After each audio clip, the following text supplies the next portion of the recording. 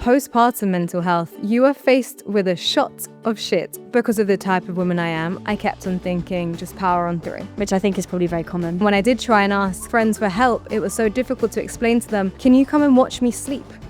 Wow. Like, why do you need that? For me to sleep, I need someone to be looking at my baby, making sure that he's breathing. Wow. And did friends do that for you? Unfortunately, I think we always have to get to a state of crisis, like blood diagnosis, for someone to be like, oh, hey, do you need a hand? Yeah, I needed that hand the whole way through. You know, the first few weeks of having a baby, all the flowers, all the cakes get sent, everyone comes over.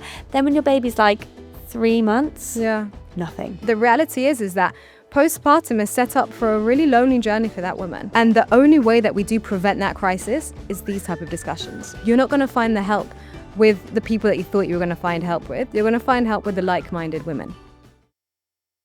Today on the Dear Mum podcast, we have the pleasure of chatting to Lina, who is a mum of 2, but also a fierce advocate for postpartum support for mothers. Her own personal experience of postpartum anxiety and depression led her down the path to learn more and find out what goes on in a mother's brain in this phase of her life.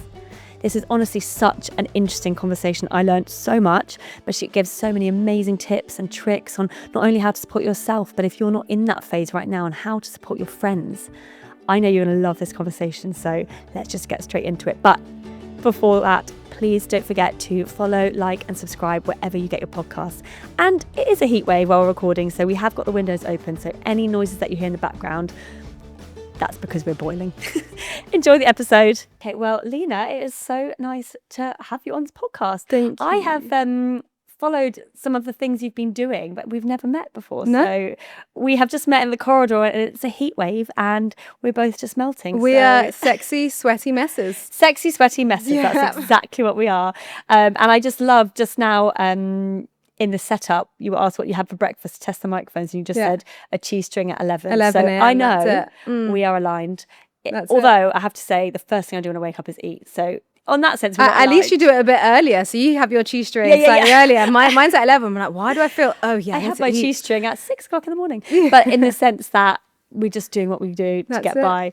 So before we begin, would you like to tell me your mum's stats? So how many kids, how old, and then how would you describe them?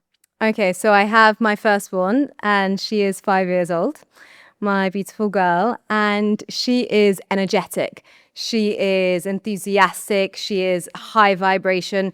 She came out like she was late for an appointment. Like, that girl is like, just her Google Calendar is busy. Okay. And my boy, he is 10 months old. And he is docile. He's a gentleman. Everyone just stops and says, God, he's such a prince. Like, he has something really regal and calm about him, which I actually find quite triggering, because I've never met someone so beautifully calm. And I'm like, boy, come on. Come on. And then and you often, we do that thing where we compare them, don't we? But actually, you're hitting your milestones. You're doing everything right, just at your own pace. But you know what? My second was like that too. Really? I just interviewed somebody else, and she said exactly the same thing. Eldest, energetic, zest for life. Yeah. Second, cool as a cucumber. I think we deserve that little bit of a break. So. And I think actually they come out already with lots to watch. Yes. Their big sister, their big brother. And they need each busy. other. They really do just do a good balance for each other, that she... excites him and is what, has made him a lot more vocal. And actually, when I'm like, Sienna, let's match, brother's energy. And so brother's energy is just a cool lad and so she does match that. Yeah. So it's beautiful to see how potentially the future will be of them. Yes. Just both kind they of help yin each and other. yang. Yeah, for sure. Because my eldest is always the highest energy in the house, and we manage that. But sometimes he gets frustrated when his brother doesn't match his energy, but it's impossible. Yes. And then you go through that phase where you're constantly saying, okay, not so loud or not so quiet or do that. We're constantly I never say not so quiet. Yeah, I was about to. That's why I stopped myself. So I was like, that. That's not something that I say. But I often find, bless her, that we're trying to kind of like bring her down to match everybody else. But actually, I say it's not easy raising a leader. Place. Yes, exactly. There's just, maybe not in the supermarket, but, use your voice. That's it. Absolutely. That's so crazy. And so you have got a little baby. Oh, I do not feel like a baby so much more anymore. He's a chunky monkey. He's a heavy boy, and he does still feel like a baby to me, more so than I would say my firstborn was at 11 months or 10 months old.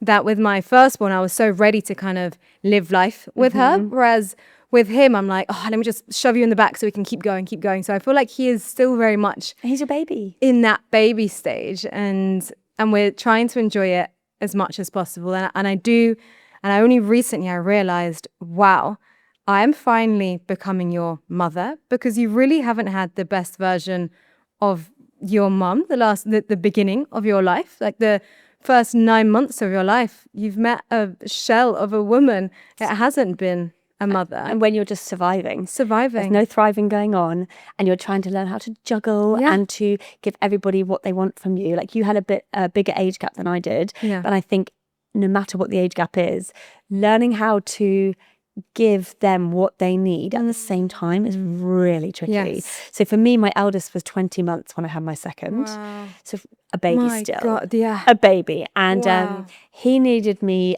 emotionally, and my baby needed me very physically. And that was really hard to find the balance between and that. isn't it so interesting that you've spoken about what both of them needed, whereas the reality of what your physical state just went through, and the emotional and the hormonal. Yeah, I didn't say me. No, at no point do you discuss, like, as a mother where you were at 20 months, or as a postpartum in those first few weeks, that when you are a mother of multiple, you do end up just being kind of on the back burner, at the bottom of your 100%. to-do list, not even on the priority list, just the to-do list. Or just not even thought of. Not even and thought so of. how was your first postpartum experience? It was straightforward.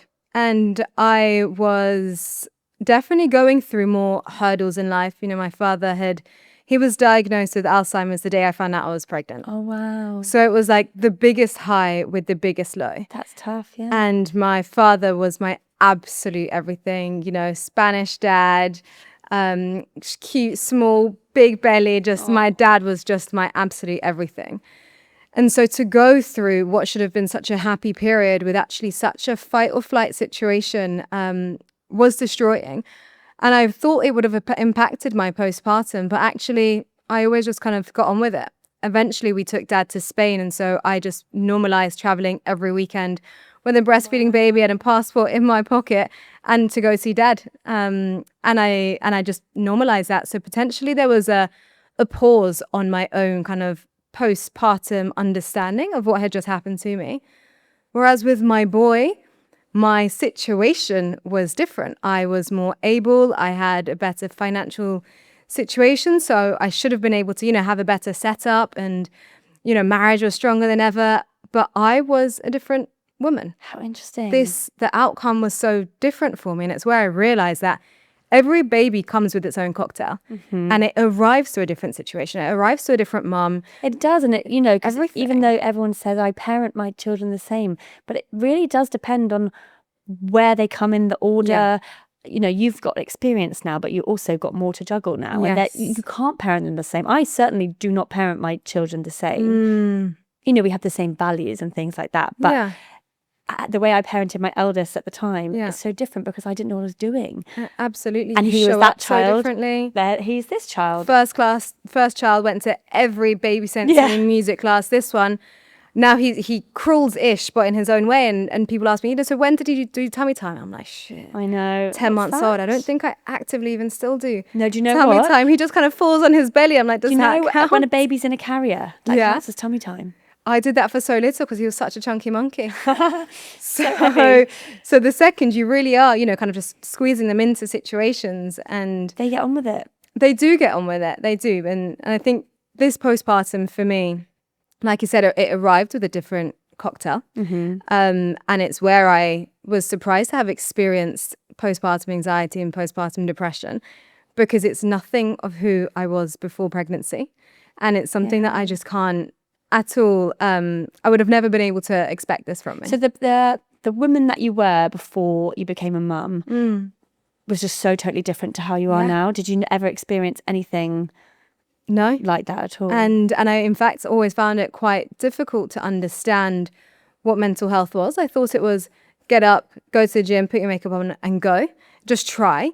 But actually, postpartum mental health, what we don't realize is that you are faced with a shot of shit, is what I call it, a shit shot. A shit shot. So imagine like you're in like the healthiest state of yourself before babies, before pregnancy.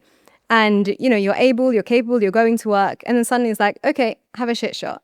Every day you have this shit shots, but okay, I'm not going to let myself get sick because this is not me. It's a shot of random bacteria and virus. I'm not going to let myself become affected. And you really try and remain in that core and the essence. But the reality is, eventually, that external factors, they do get to you. And no matter how much in my postpartum, I try to apply the get up, get ready, get going. And then I'll be like, yeah, I'm ready. And then suddenly a wave. Right. And understanding that wave of why that anxiety was happening, why my body was suddenly, coming up with heart palpitations, why my sleep, I would have really bad sleep paralysis. And realizing actually, I was a woman who worked right up until my waters didn't even break, right up until I gave birth, because I run my own businesses, which means there is no maternity leave. Yep, I hear you. And so there is really no time for you to have that nesting period. So actually the version, that high functioning version of myself then took myself straight into having a baby and being told to actually calm down and stop. But that doesn't make sense to my brain, because what has been making sense to my brain is someone who has 300 tasks and then comes home, managed to do a cardio, washing this and that, and you're still able, but then suddenly you stop. And that is where that space of a crash really does come, that difference between being high functioning and then your brain coming to a place of what's just happened. And it's like overnight, isn't it? Overnight. You sit at home with your new baby and you look at them and you think, you don't even, wow. You don't recognize yourself. And what often happens is that our brains go into this state of fight or flight, where our sympathetic nervous system, which is our fight or flight, starts telling us, okay, right, we need to start actioning, we need to start doing, because it's what you've been doing. You've been running the people, you've been running the businesses. So it feels so foreign for you to just sleep. So my sleep paralysis happened because I wasn't able to ever regulate my nervous system. The side of my brain, which was, that pragmatic, that logical side, it always came after I had already had the whole nervous outbreak and anxiety attacks. It's interesting. And having a baby brings you right back to that present moment. Yes. And you've got to sit with your own thoughts and your own feelings. And you're not rushing around town doing a million things. Yeah. And I hear mum sitting in that chair saying the exact same thing, that suddenly they've gone from being the busy, wearing it as a badge of honor, feeling like they can handle anything that's thrown at them. And then suddenly something is thrown at them. Yeah. And they have to handle it. And it's eye-opening, isn't it? Absolutely. But also really frightening. Yeah. Because then when you go and look for help, you don't quite know where to go for. So tell me, in your second pregnancy, did you experience any anxiety or?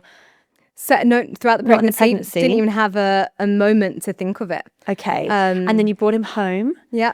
And then tell me what happened Instantly. Instantly. As soon as I brought him home, I could feel it. It was in my body. It was in my physical state. And what symptoms were you feeling? So it was just this sensation in my throat of wanting to throw up, this energy of a ball of energy, which then transpired into more and more physical reactions, which led to panic attacks and led to heart palpitations, sweating, nausea, all the symptoms of IBS. All on top of your postpartum recovery. That's all on top of your own healing. Pretty similar. And also still running the show of the businesses and the 4-year-old who was in summer, so a whole month of August of being off. And so it was a lot. It was a lot. And what I've then come to learn is actually that heightened state of myself. It's very normal after childbirth because we're in our most primal and our most instinctive states because our amygdalas, they increase, the rate of them increases. And that's what increases our fear and flights. But if we didn't have that, it wouldn't actually help shape us being a mum. Because we're looking to protect our children. We're looking to protect our children. It's also what keeps us a lot more alert and awake than daddy at night. Right? Hell yes. And so, it's difficult to be grateful for it in that moment, but it is what ends up shaping us into being mums. Yeah. But it's crazy how I can hear my child cry from outside my house and my husband's still sleeping. Yeah, absolutely. He goes, you should sleep on my side of the bed because you don't get woken up on this side. Yeah. Honey, you absolutely do. Yeah, you do. Yeah, but I mean, it's amazing. And the human body is incredible. The fact that it adjusts and it does things like that to help us adapt. Yes. But tell me, what was the first thing you did? Or did you just think, I guess you'd been through postpartum recovery already, so you knew immediately this isn't normal. This isn't right. And what was the first step you took? I think because of the type of woman I am, I kept on thinking, just power on through. And which I think is probably very common. Very common. And, you know, I didn't ask for help, and just keep trying to power through, because potentially it is just that shit shot that I know my core, I know my essence, I'm going to be okay. But actually, when it goes past that 6 weeks postpartum, and, you know, postpartum depression is diagnosed, that if you've felt it longer than 2 weeks, you should do something about it. Right. And so it's when I then took up the little red book that we all get from the hospital, and I always forget to take it, and I'm starting to go through all the different numbers, and I, you know, call my local midwife, called the local hospital, and I just kept on getting sent to different numbers, different locations, and then baby wakes up, and then that was as much as I got to my mental health in that early stage. And then when I did try and ask friends for help, it was so difficult to explain to them, can you come and watch me sleep? Wow. Like, why do you need that? Well, because actually for me to sleep, I need someone to be looking at my baby, making sure that he's breathing. And just in case that I'm not in a fit state, or if I have sleep paralysis and I wake up into a shock, I just need someone to watch me sleep. Wow. And did friends do that No. for you? Because it was such an outlandish sort of request. I think it's because when you are a woman who hasn't often asked for help, when you get to a state of needing to ask for help, people think you can just crack on with it. Yeah. And so they think they try to speak to you like the version that they've always known of you, which is, babes, just listen to an affirmation, or just like, you know, pray through it, or do something to kind of see yourself through it. But actually, no, I really do just need you here. Support. And you have to be prepared to be measured by another person's tolerance. And even not only in postpartum, but even now in motherhood, I'm seeing that when I ask for support now looks like it comes with T's and C's. Yeah, if I can, I'll see. Yeah, but technically, if I do that, can you do that for me? Exactly. It always comes with a little bit of something that you'll experience, both in postpartum and in motherhood. So unfortunately, I think we always have to get to a state of crisis, like blood diagnosis, for someone to be like, oh, hey, do you need a hand? Yeah, I needed that hand the whole way through. And actually, those people that are around us, that eventually give us that support, they actually kind of handhold us directly into that crisis. Because if they would have helped us out in those little moments and just hearing out for that capable woman of being like, hey, do you think I can get some of that soup that you were cooking tonight? Do you actually mind? I know you're working from home today. Do you think you can start doing Tuesday's work from home with me instead? Those are cries for help that we don't need to come to. And it also crisis. takes a lot, often, to ask for that help. So much. And then once you get shot down once, you're like, no, you're not going to do it again. And I think for me, third time round, I'm much better at asking for help this time. First time round, thought it was a weakness. I could do everything myself. Second time round, a little bit more, not so much. But third time round, I just thought, I can't do it all myself.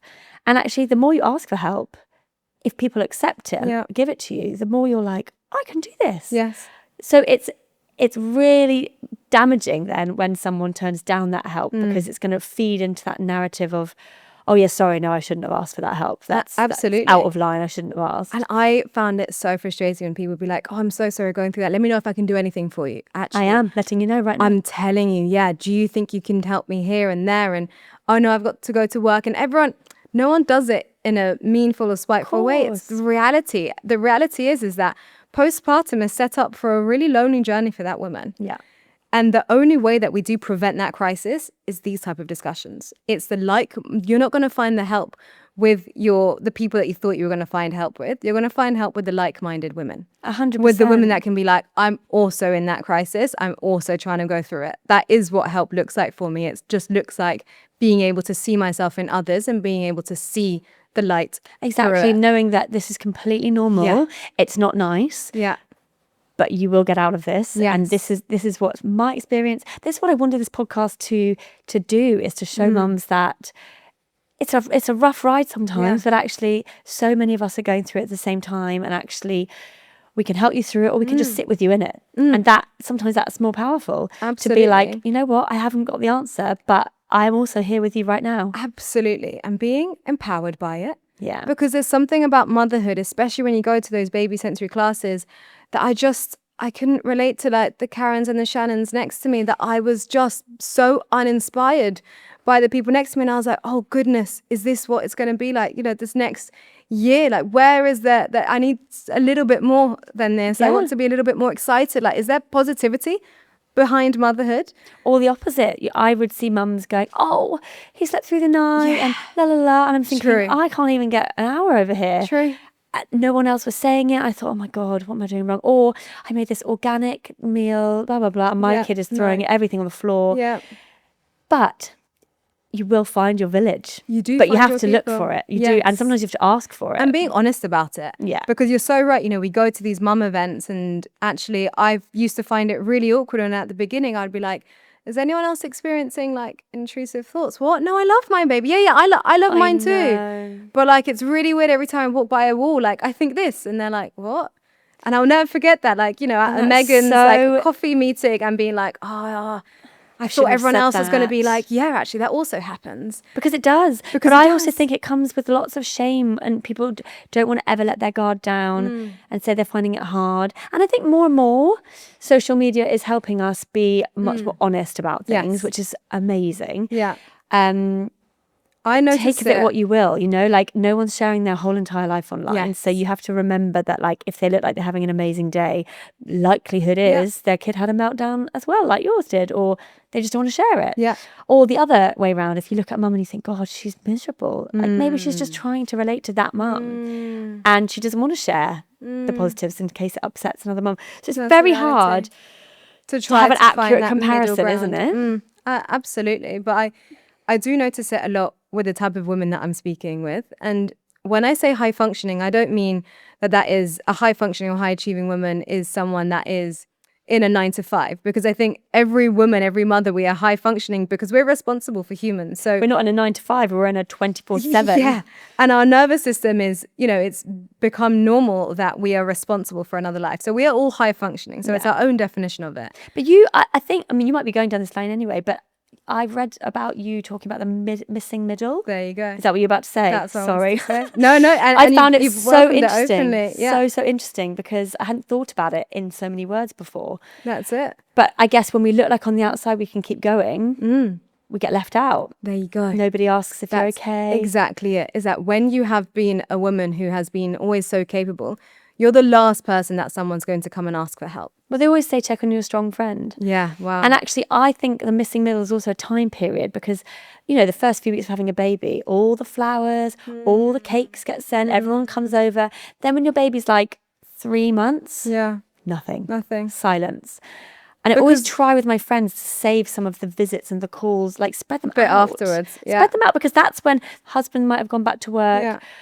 If your mum's flown over, she's gone back home now, or it's lonely. And that's the time when the newborn doesn't sleep all the time. And more so lonely for that woman who has always been so capable. Yeah. And what I mean by that is that, unfortunately, like I've mentioned before, that we have to get to this point of a screaming crisis to be able to ask for our type of support. That where I really found myself in a lonely place was that neither type of support that is kind of out there was helpful for my type of mum. Right. That, when I go to my right-hand side, my GP was desperate to diagnose me. And I called up and I said, I'm struggling maternal mental health, a few months in, and they gave me a male GP. Cool. Let's do a male GP. Maybe he's a dad somewhere. He didn't have a paternal instinct in his bone. And like many GPs, they just have to tick the boxes. Anyone saying that half of the things that I was saying... They've got about 5 minutes to get through it, haven't they? Exactly. He needed to just make sure that if anything was to happen to me, he's ticked his box and he's done his prescriptions. And when he came away with these prescriptions, I was like, no, I can't. I think I can get through this. And so I looked to my left-hand side, which was, moon circles and, trying to align your emotions with the moons and the stars. I've got a mortgage and people to pay. Like, I can't tell you that actually today I don't fancy it, because like Venus is flying across that. Yeah, I've got to be pragmatic. And it's also conflicting with my own faith that, where is that middle ground of a woman that can say to me, babes, this is yucky for now, but promise me, like, look over here. I am a woman in business, or I'm a high functioning woman, or I'm a woman that is on top of her household, and it gets better. And you will enjoy being a positive mother, because that's so often forgotten about. Is where we find those positive moments in motherhood, because Yeah. motherhood is a job. Yeah. It is a role. It is a 24/7. And you're not going to enjoy it all. You don't enjoy it all. And anytime we leave our husbands full-time taking care of the kids, you get back to the reality of what it's like taking care. But they go, oh my God. Oh my. I can't cope. You're the best. Yeah. My husband's like, I think you're a brain surgeon, like on par of a brain surgeon. Like the amount that's that you're amazing able he says to that do. to you. Yeah. But then that comes with like 2 days off for him. He's like, that was a lot for me. Yeah, that's a lot for me. Yeah. Often what happens for me is that they're on their best behaviour for him. He's like, that was easy. That happens. They all went to bed on time. They all slept all through the night. I just don't know what you're fussing about, you know? Yeah. I'm like, behave badly when you're looking at staying with dad. Have a reality check I with know, dad exactly. as well. But you know, you're so right. So it's just that reassurance. Yeah. That little spotlight going, Yeah. you're going to get there. Exactly. And you know, I've done it 3 times. I know the third, like with my third, I have found each phase less full on, you know, like she had sleep regressions and I didn't, obviously people are going to be like, Charlie, the voice notes you left me. I obviously got stressed about it, but I knew it was going to end and I knew Yes, that the that's next so true. phase is this. And, you know, so with experience comes a bit of Knowledge, calm and a bit yeah. of knowledge and a bit of, you know, perspective going, Yes. this is awful. And I'm happy to admit it. I wasn't sleeping for weeks and she was feeding all through the night.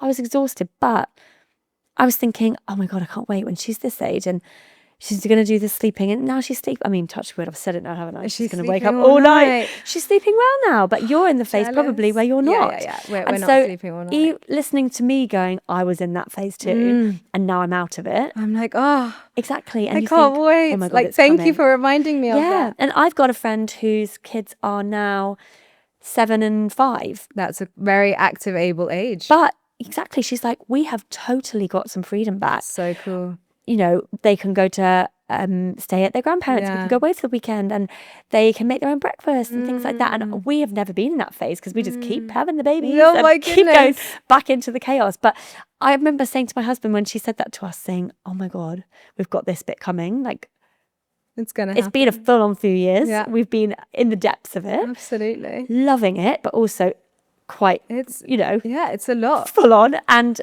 I know I'll miss this bit, but it's so nice to know that the next bit's coming. So I think there's real, sometimes you put yourself out there saying, I'm finding it really hard, and you get all this advice back. Yeah.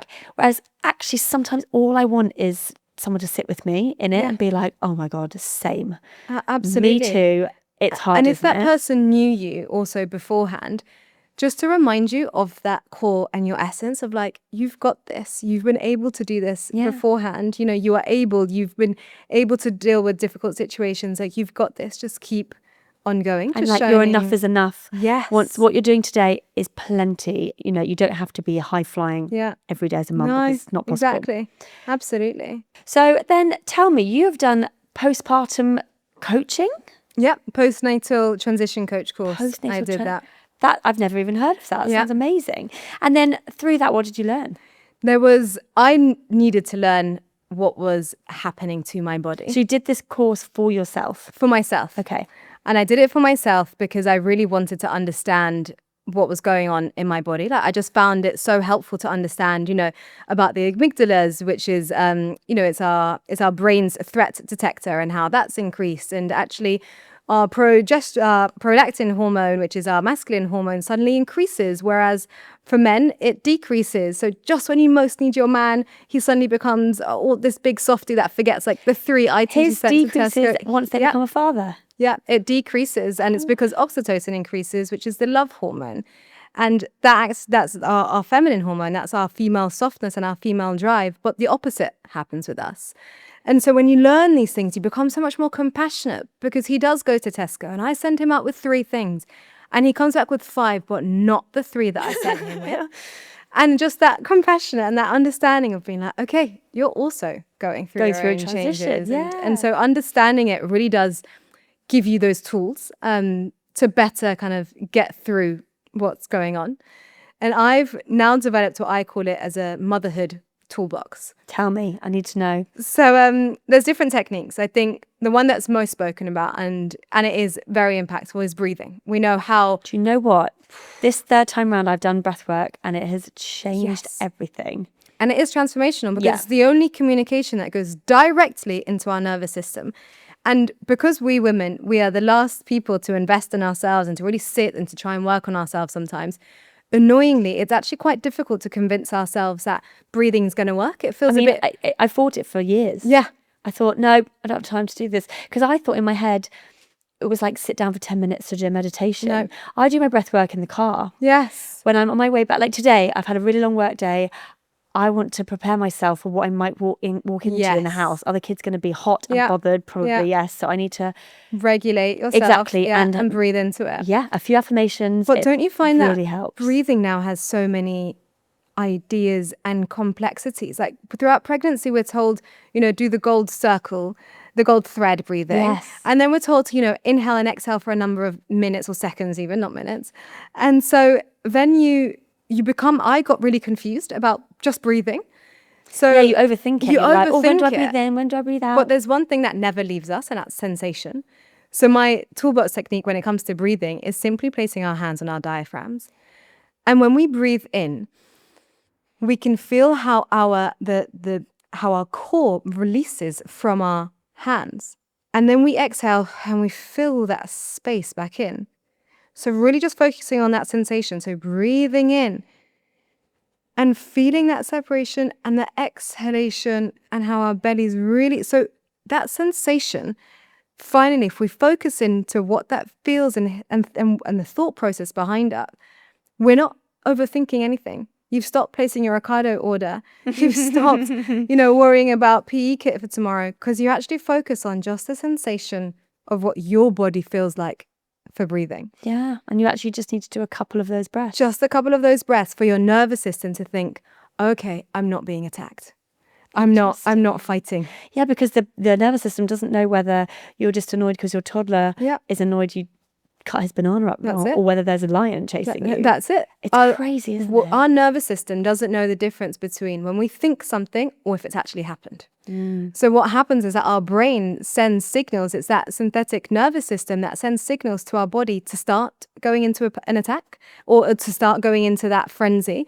But that's us trying to protect ourselves. Because if I just think of all the worst case scenarios, when I eventually go check on my baby and it's caught and I know it's going to be dead, I'm okay with it because I've already prepared myself for it. And that's us trying to protect ourselves. Which is crazy. So it's why we need this toolbox that I, for example, found really helpful. That going to a baby class was extremely overwhelming. It requires an army to get the baby bag ready. The baby's crying whilst you're getting it ready. You're leaking. To-do list is endless. It's endless. And then you're like, you're trying to coordinate the naps with the being able to get to the class. It is a big deal. And so then I developed the idea of verbal and bodily anchoring. So what this means is being able to, if we focus first on a bodily anchoring, it's being able to think about that vision that you've had going to that baby sensory class.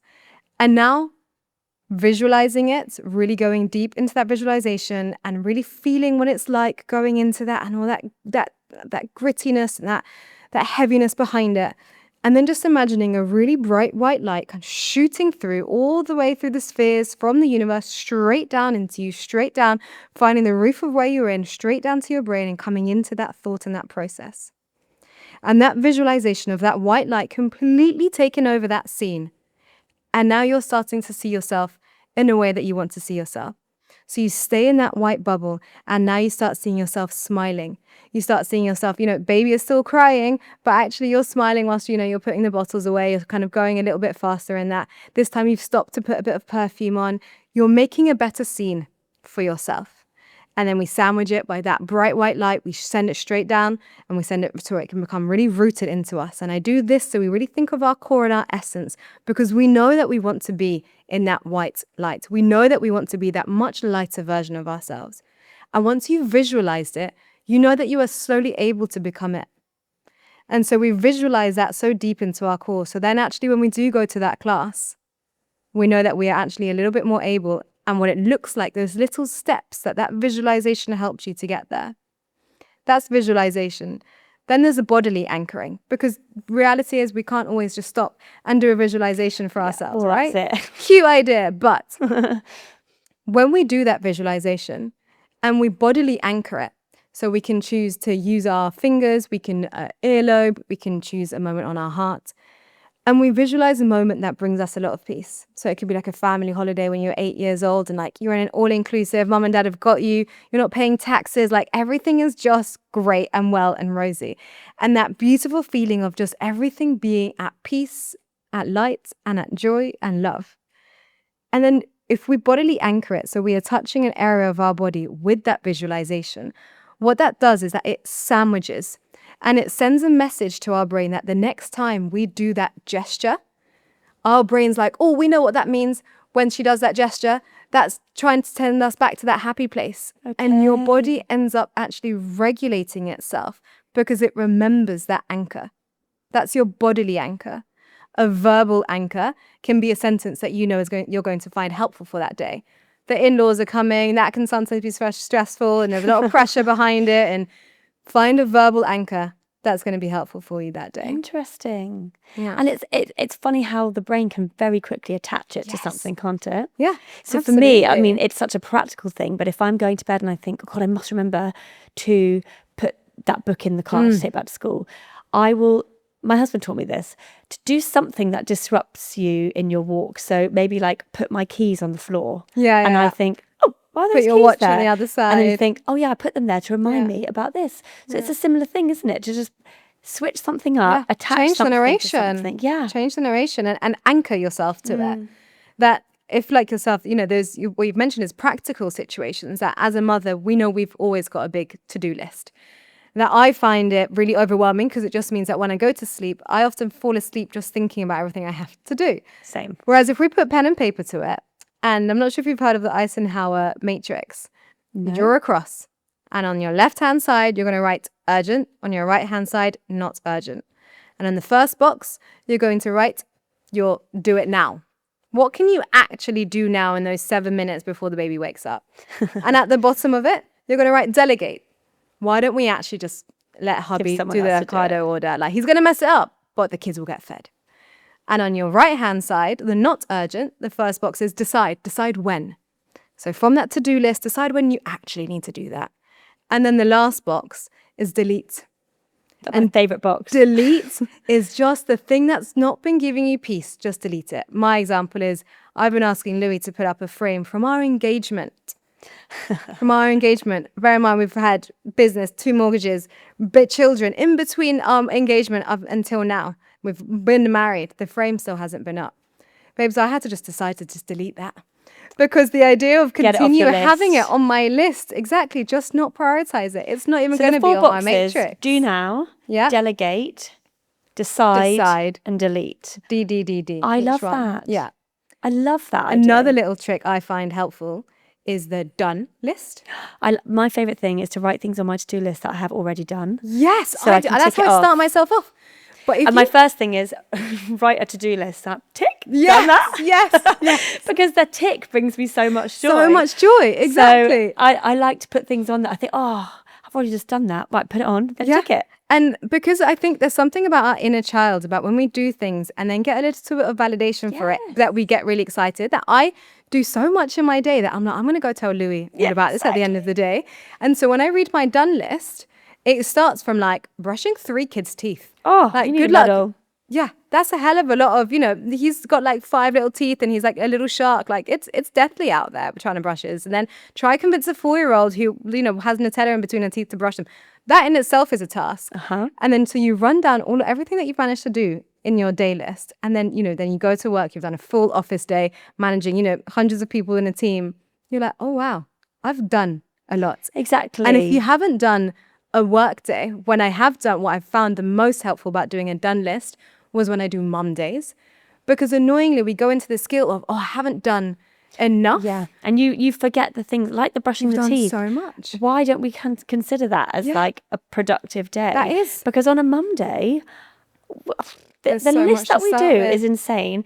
And I especially felt it in the like postpartum days where my baby would sleep on me. So I really wouldn't get like the folding of the laundry done or whatever. And it's like, hang on a second, you've breastfed about 12 times today and you've picked up the little, bigger one from nursery and blah, blah, blah. And actually you've had a very productive day. You just haven't done this list. You got to get better, or I do, which is why I need this matrix of making lists that are actually sensible. Yes, and realistic. Yeah, because sometimes I put 10 things on a list and I can 100%. only realistically do one. Yeah.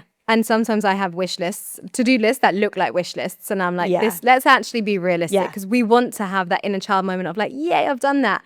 So let's just be slightly more kind and realistic to ourselves and do that matrix. And it's good to do one for yourself, but also as a family one. So actually dad and the older children can see actually where they can start putting their hands in between that. So we start working more as a team instead of this like odd hierarchy of status that mom's at the top, but like, what's the point of being at the top if no one's helping me? You know, the idea of being king and queen is that I'm doing nothing, but I'm doing the mostest here. That's very true. Right? So actually, if we look at ourselves more as a circle and more as how can we work as a team? You know, yes, we have an older brother, but actually we've also got a baby. So let's all see how we can cope on together. So with your amazing like motherhood toolkit, you have also created another business, as if you've got any extra time on your hands. I've seen a little bit of what it's about, but just tell me from your side of things, because you have created a postpartum retreat, which just sounds amazing. Right. Tell me about it. So RestoreHer was sadly not born from like a cute idea. It was born from a place of pure desperation, from having a bath and just having this visualization of the few things that have been nice for me throughout those weeks. So someone bring me a coffee, me being like, oh my God, they thought of me. Or someone, you know, being like, do you want me to do this? And I'm like, oh my God, yeah. Or like the nail lady salon, like doing a massage. I'm like, oh my God, I know I'm paying you, but thank you. That actually I thought if I could hold a space for women to have all of these moments where they are not asking for borrowed, can I just quickly have a 2-minute shower? Can I just quickly go do this? That there is so much that woman is able to do when she restores herself. And restoration throughout postpartum to me looks like having a professional, not someone, but a professional, take 24/7 care of your baby so you can truly rest and regulate and have a good sleep. And also have treatments that are actually helpful and beneficial to you. So we have an osteopath, we do massages and facials, and Neil's Yard have been sponsoring our last events. And we have an on-site chef as well. So she's cooking all throughout the day with snacks and meals that are only specific to your own postpartum healing. Wow. That we think of the whole side of the mum. RestoreHer is not only about the mother, but it's about the her in you. So we focus the first day on the mother. And what does the mother need? She needs that practical help. She needs an osteopath to realign and to kind of talk to her throughout those different sensations. We have we have the baby sensory class at the end for that baby mother bonding, so that great oxytocin hit. So they do, you know, someone's looking after the baby, but only when the mum needs it rather than... So we have a creche on site. Yeah. So baby is able to be there throughout the day. So maternity nurse, so it's one mum and one maternity nurse throughout the day. And night, you'll say maternity nurse. And so mom can have baby, she can breastfeed, and she can be like, thank you, I'm going to go have a facial now. And so, you know, she can go over to the creche. You've got eyes in the creche the whole time. It's all within the same space. And then also on day 2 is the day that we really focus on the her. So that's where we do our movement sessions, where our postnatal pelvic floor specialist comes and we discuss, you know, what those changes look like. We really empower the mum. We do a physiological workshop on that day, so we learn the science behind it. So I love this. It's so necessary. And the restoration that comes from these women has been incredible. And the connection with other mums in the same because you have position. To be ballsy to be like, yeah, I'm going to go away with my, you know, ish newborn, you know, 4 months postpartum, to go meet people that I don't know, to go restore myself. And that's the point of RestoreHer. It's important to know when to choose it, because you need to know when you are ready to, you know, make connections and go with like-minded mums. And so it's so important to find yourself in a space where I'm ready to give myself that time, because we so often lose ourselves in motherhood that we just don't have that space for that middle gap of women. The woman who didn't want to get prescribed, the woman who didn't want to sit in the women's circles, the women who just need like-minded women to be like, we're going through it, aren't we? Yes. Let's laugh through it and let's continue seeing the light and get some tools through it. I love that. Because I also think we lose our identity, but we don't realize it till later. Yes. That, you don't think, oh So God, true. right now I feel like this. It's really when you come out of it that you look back and you think, God, that was really hard those 2 months. And actually to have other mums being like, I've got you, we're going to do it together. It's so special. And you end up normalizing so much that, because you've been so alone, you've been overthinking everything, that you end up having conversations with mum, which is so funny because they're like, oh, you've been going through that. Oh, your partner's always been, and they're incredible to just not feel so lonely. And obviously you end up building a whole community by it. So they all continue to be on the WhatsApp group. And now what I've realized is actually it's not just the postpartum women that need help. A lot of the mums who have been reaching out in inquiries are mothers in different stages who actually they need that restoration because they haven't had the chance to really figure out what this new identity is. Yeah. And so it's where the motherhood retreats has now been born. So in September, we'll be hosting our first motherhood retreats, which we're super excited about. And that is, again, really focusing on the mother and the her in her and giving her the toolbox and the space to just kind of figure out what this new identity is.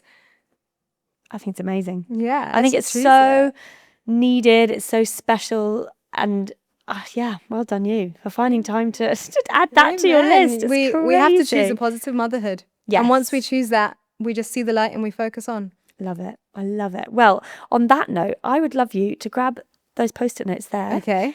I ask all the guests to write something to another mum or to all mums, whether it is something funny, something sentimental, a bit of advice. Okay. What's she writing? Okay. Let me know. Say it out loud? Yeah. Okay. You matter too. And the reason why I say that is because of that list of to-do that we have, that we're never on there. And or if we are, we feel like we have to really justify do it quickly. Feel a bit guilty. Exactly. That actually we should also be on there. And when your partner comes back and says, oh, do you mind if I quickly go to the gym after work? Actually, no. I matter here today too. And I need to go before you do. And recognizing that throughout the day, at what point have you made the decision in your priority of your day where you matter too?